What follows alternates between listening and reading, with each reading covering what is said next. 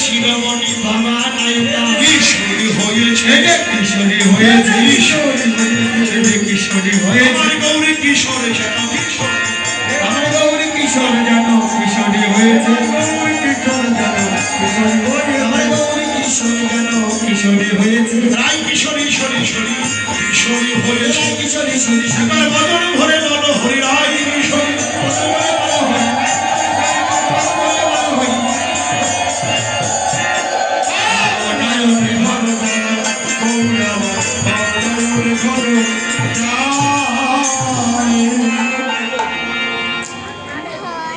মায়েরা যখন ঘুমটা টানে শাড়ির অঞ্চল থাকে কোন দিকে? দক্ষিণ প্রান্তে।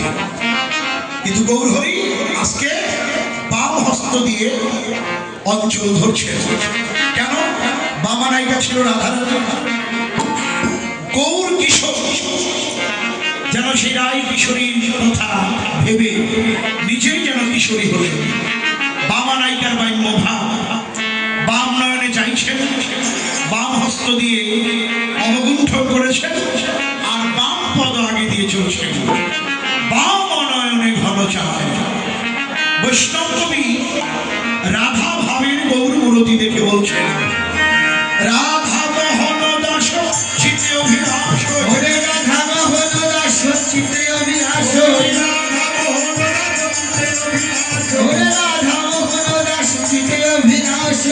সই চরণ যেন পায়, সই চরণ যেন পায়, সই চরণ যেন পায়, সই চরণ যেন পাই।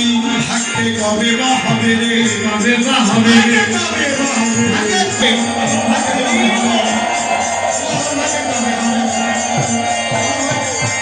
সই চরণ যেন পায়, সই চরণ যেন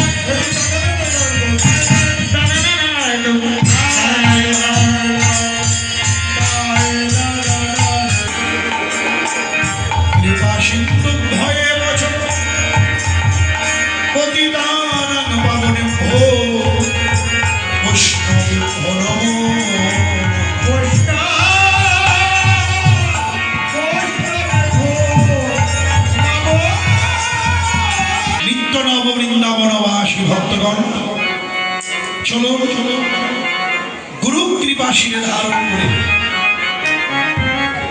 গৌরের কৃপা করুণার মধ্য দিয়ে রাধা গোবিন্দের জয়ধ্বনি দিয়ে আমরা বৃন্দাবনীরা স্মরণব্রত হই।